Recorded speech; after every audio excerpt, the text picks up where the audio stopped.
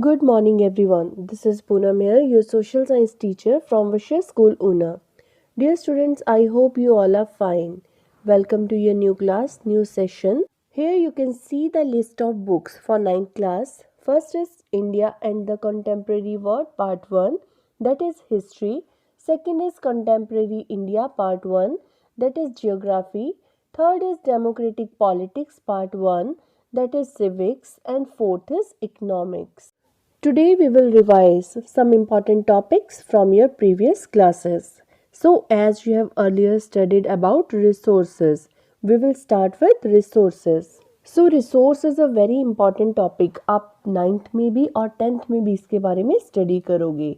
So first of all, let's see the definition of resource. Anything that has its utility and has some value is a resource.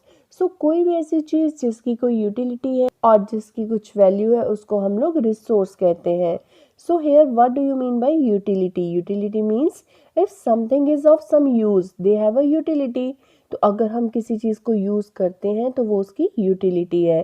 And value means worth. So time and technology can turn any substance into resource.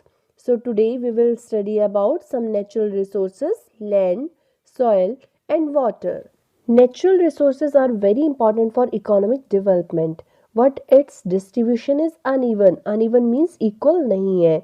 कहीं पे हम लोग Himalayan mountains देखते हैं, कहीं पे हम लोग नॉर्दर्न प्लेन्स देखते हैं इंडिया में, और प्लेट्यूज हैं, डेजर्ट है, कोस्टल प्लेन्स हैं और आइलैंड्स हैं. तो ये जो लैंड का डिस्ट्रीब्यूशन है ये बिल्कुल अनइक्वल है.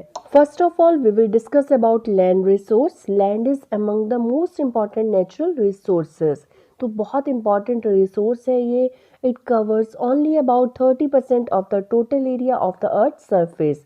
बट देखिए टोटल एरिया जो हमारी अर्थ का उसका सिर्फ 30% एरिया जो है वो लैंड कवर करता है. So we can see so many uses of land also, like forestry and agriculture, mining के लिए, building houses and roads, setting up industries. तो ये सारे के सारे काम कहाँ पे होंगे? ये सब काम लैंड के ऊपर होंगे. तो these are some important uses of land.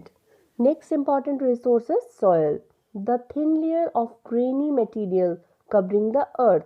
तो सॉयल आप सबने देखी होगी, बहुत जो एक थिन लेयर होती है ग्रेनी मटेरियल की जो अर्थ को कवर करती है. It is made up of organic matter, weathered rocks and minerals. तो ये बनती किससे है? ऑर्गेनिक मैटर से, रॉक से और मिनरल से. But as our population is growing day by day, therefore overuse of land has led to soil degradation, soil erosion, deforestation, overgrazing, etc. तो देखिए पॉपुलेशन बढ़ेगी तो उसकी जो नीड है वो भी इंक्रीज होगी. तो अपनी नीड्स को फुलफिल करने के लिए ह्यूमन बीइंग क्या कर रहे हैं? वो जो हमारा इन्वायरमेंट है उसका लॉस कर रहे हैं. जैसे कि सॉइल डिग्रेडेशन हो रही है, सॉइल इरोजन हो रही है, और डिफॉरेस्टेशन, ट्रीज को कट कर रहे हैं, और एनिमल्स जो है वो ओवरग्रेजिंग कर रहे हैं. So we should save these resources. Now we will discuss about one more major resource, that is water resource. Okay, so we will talk about water resources. Water is a vital renewable natural resource. तो vital means ये हमारी life के लिए बहुत ज़्यादा important है, renewable भी है, और ये नेचुरल रिसोर्स है जो हमें नेचर से मिलता है. तो वाटर जो है वो हमारी लाइफ के लिए बहुत ज़्यादा इम्पॉर्टेंट है. तो वाटर जो है वो हमारी अर्थ का 3/4 पार्ट जो है उसको कवर करता है. It is also known as water planet. अब इतना ज़्यादा वाटर है तो इसलिए इसको वाटर प्लेनेट भी कहते हैं. देखिए बहुत ज़्यादा वाटर को हम लोग यूज़ करते हैं, बट फिर भी जो वाटर है वो कांस्टेंट रहता है हमारी अर्थ के ऊपर. It is because of water cycle. तो साइंस में भी, सोशल साइंस में भी आप लोगों ने वाटर साइकिल के बारे में पढ़ा होगा. So it is the process of evaporation, precipitation and runoff. So if we will talk about uses of water, you can write so many, like drinking, washing, agriculture, generating electricity for industries. तो हर चीज़ के लिए water जो है वो बहुत ज़्यादा important है. So we should conserve water. तो कंजर्व मीन्स हमें सेव करना चाहिए, वाटर की वेस्टेज नहीं करनी चाहिए. How we can do it? Stopping discharge of untreated water, agricultural and industrial waste into rivers. और इसके अलावा एफॉरेस्टेशन कर सकते हैं हम लोग, बहुत सारे ट्रीज को ग्रो कर सकते हैं, और रेन वाटर को हार्वेस्ट कर सकते हैं. स्प्रिंकलर्स का यूज़ कर सकते हैं, ड्रिप और ट्रिकल इरिगेशन भी कर सकते हैं। सो इन वेज के साथ हम लोग वाटर को कंजर्व कर सकते हैं। Next we will discuss about natural vegetation and wildlife resources. So these are also very important resources. Vegetation and wildlife are valuable resources. Natural vegetation and wildlife exist in biosphere. So what is this biosphere? Biosphere is the narrow zone between the lithosphere, hydrosphere and atmosphere. Okay.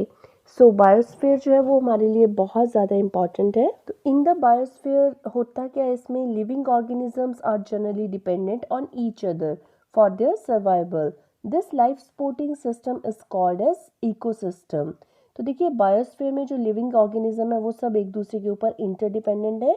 इसको हम लोग क्या बोलते हैं, ecosystem. तो बहुत ज़्यादा uses हैं हमारी वेजिटेशन के, ट्रीज के, प्लांट्स के. ये हमें ऑक्सीजन देती है, टिम्बर देती है, सॉइल को प्रोटेक्ट करती है और हमें फ्रूट्स, वेजिटेबल्स, है ना, ये सारी ऑयल्स, मेडिसिन, ये सब चीज़ें प्रोवाइड करती है. As population is growing day by day, so vegetation is being cleared for a number of reasons, leading to a decline in vegetation and wildlife. तो देखिए अपनी हम लोग ह्यूमन बींग अपनी नीड्स को सेटिस्फाई करने के लिए जो ट्रीज़ हैं उसको कट कर रहे हैं, जिससे वाइल्ड लाइफ भी इफ़ेक्ट हो रही है. So we should save all these things are natural resources. Thank you. Have a nice day.